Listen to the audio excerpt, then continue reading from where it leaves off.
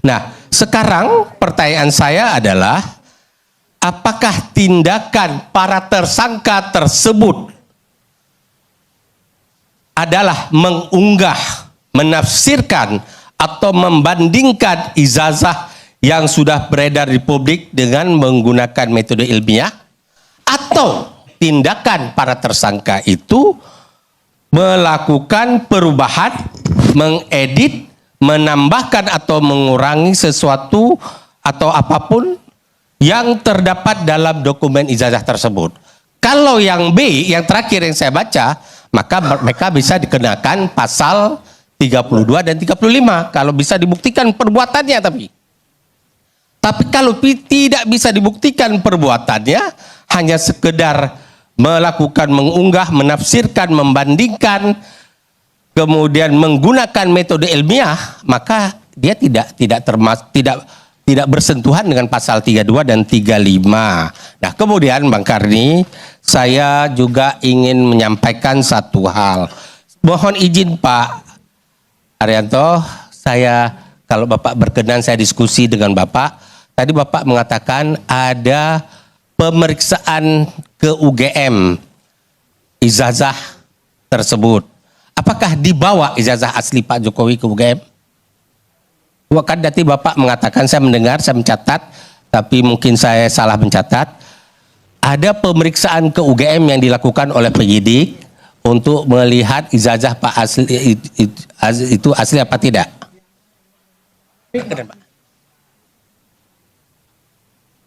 Yang saya dengar ya Pak itu yang dikerjakan oleh Bareskrim itu ke sana kemudian membawa berkas, semua berkas-berkas. Karena kan kalau berkasnya ijazah Pak Jokowi kan nggak ada. Semua juga nggak ada ijazah sana tuh Pak. Kan sesuai dengan keterangan Bapak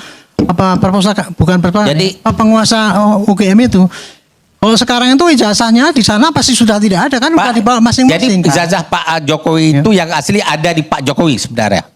Ya mesti ya. Ada. Iya. Berarti pernahkah ijazah itu dibawa ke UGM untuk dikompar? Pertanyaannya, kalau memang pernah, berarti untuk dibawa ke UGM ijazah tersebut oleh penyidik, maka harus dilakukan penyitaan terlebih dahulu. Mungkin Bareskrim atau Polda Metro telah melakukan penyitaan terhadap ijazah asli Pak Jokowi. Kalau saya yang saya dengar itu ya, ini dari LBH-nya ya, para kuasa hukumnya. Ketika melaporkan ke Polda Metro, Pak Jokowi membawa ijazah aslinya. Diserahkan. Berarti ada penyitaan. Sudah, saya kira kalau ada penyitaan, maka terhadap barang tersebut harus sudah dimintakan izin dari Ketua Pengadilan Negeri Jakarta Selatan. Berarti memang ada izin dari Ketua Pengadilan Negeri Pengadilan Selatan. Berarti sekarang ijazah Pak Jokowi yang asli di bawah penyitaan Polda Metro Jaya. Iya. Aslinya ya. Yang saya dengar kayak gitu. Saya kan nggak ngelihat ya. Itu tadi yang saya kan hanya pengamat Pak, nggak ngikuti penyidik itu sehari-hari gitu tuh. Enggak, Pak Solar, gini Pak, kalau saya tangkap tadi bukan hanya Bapak, bukan hanya pengamat, saya tahu saya juga staf ahli Bapak mungkin lebih mendalami masalah itu. Sebenarnya Bapak bagi saya Bapak beda dengan pengamat Pak Susno Juwadi. Pak Susno Juwadi itu kan hanya pengamat dari pensiunan kepresidenan, tapi Bapak selain pengamat juga salah seorang staf ahli kalau nggak salah di kepolisian. Saya penasihat ahli bukan. Penasihat ahli. Penasihat ahli tentu punya akses untuk mendapatkan informasi-informasi yang lebih akurat gitu. Nah, dalam kaitan ini maka sebenarnya Pak, saya kembali ke sepakat gini. Pak Roy Suryo, saya mengajukan pertanyaan kepada Pak Roy Suryo dan tim lawyernya ini. Siap. Tadi kan ada ijazah Pak Jokowi yang kita dengar juga dari lawyernya mengatakan sudah diserahkan ke Polda Metro. Baik. Nah, kalau Pak Jokowi, Polda Metro mempertemukan restoratif justice, kan sekarang boleh dilakukan upaya restoratif justice, ya? Dipertemukan Bapak dengan Pak Jokowi di Polda Metro, ini ijazahnya, Roy Suryo silakan periksa, verifikasi, ternyata Anda keliru terhadap tuduhan Anda selama ini. Pak Jokowi menuntut, ya sudah, kalau ada keliru, minta maaf, saya maafkan. Anda bersedia minta maaf? Kalau saya keliru, karena penelitian itu juga keliru, karena softwarenya keliru, saya bersedia minta maaf. Tapi kalau ternyata ijazah itu memang palsu dan itu kita teliti, Jokowi yang harus minta Jangan maaf. yang kedua dulu, yang pertama dulu. Anda bersedia minta maaf? Bersedia kalau memang saya salah. Tapi insya Allah penelitian ini tidak salah. Oke. Masih insya Allah ya. Iya. Oke, kalau begitu Pak, saya berharap sebenarnya Polda Metro Pak Jokowi menjembatani peraturan Kapolri, termasuk mungkin Pak Arianto tadi untuk melakukan upaya restoratif justice, mempertemukan para pihak di Polda Metro, melihat ini ijazah aslinya, Anda Roy-Suryo silakan, sehingga nama Pak Jokowi juga bersih di publik sekarang. Kalau daripada kayak begini dibawa kepada berapa ratus orang lagi mau dibawa menjadi tersangka. Semakin banyak dibawa menjadi tersangka, semakin liar persepsi publik terhadap Pak Jokowi. Selesaikan dengan cara itu. Pak Jokowi ini mantan Presiden Republik Indonesia. 10 tahun loh beliau mengabdi, mengorbankan waktu, tenaga, pikiran, dan kesempatan-kesempatan lainnya bersama cucu. Masa nggak punya nilai-nilai kenegarawan? Saya langsung jawab ya. Ya, Polisi sekarang ini kan mengedepankan RJ, Pak. ya. Ya. Saya kira-kira ya kalau memang ada kayak gitu ya, barangkali Pak Kapolri masih welcome, Pak Kapolri ya untuk RJ itu.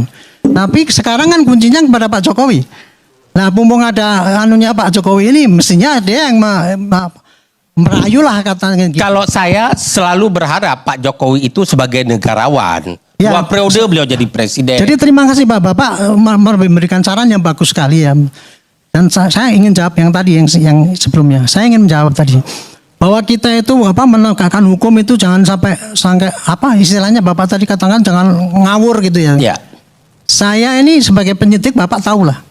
Saya tidak suka melanggar dan saya jujur dan menegakkan apa yang benar yang ada. Ya. Dan saya tadi tersinggung dia katakan bahwa Perpol itu saya langgar kemudian saya bukan itu Pak. Saya bikin Perpol itu demi untuk menutupi kekosongan hukum. Pak Arianto, Bukan mohon di maaf situ saya akhirnya. bukan katakan Bapak Enggak, langgar, enggak tapi usah dilanggar dijawab. oleh Enggak penyidik. usah dijawab. Bapak bukan langgar, Pak, Ini mohon maaf. udah 10.50. Daripada saya stop. Tiba-tiba Terus yang kedua Pak tadi Bapak kan mengatakan Pak supaya tidak ngawur gitu ya. Saya ulangi lagi Pak. Penentuan pasal-pasal itu tadi Pak. Itu adalah berdasarkan dari rekaman bukti yang 720 itu Pak. Itu rekaman-rekaman digital Pak. Itulah yang dikerjakan. Nah itu ditafsirkan oleh para ahli. Kalau seperti ini masuknya ikut enggak dalam suatu hujatan ataupun apa.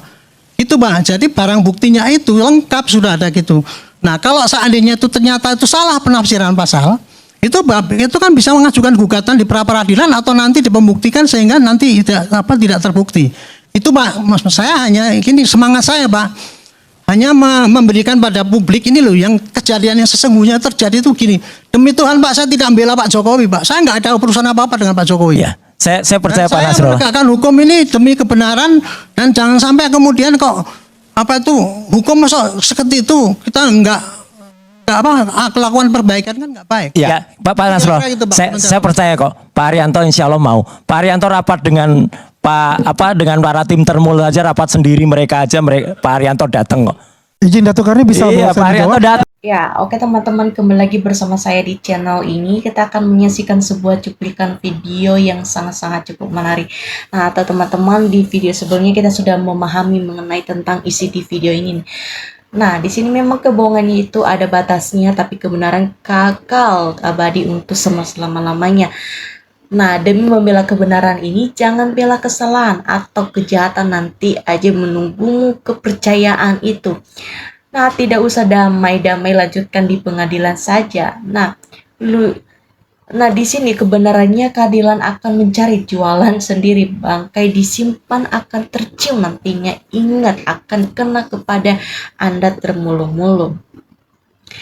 Nah, coba ada bertanya siapa yang dibereskan ini atau Polda Metro Jaya yang pernah diberi kesempatan melihat ijazah tersebut.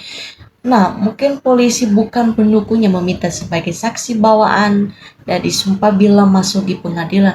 Nah, udah tahu nggak mau jujur, nanti kalau kena baru menyesal. Nah,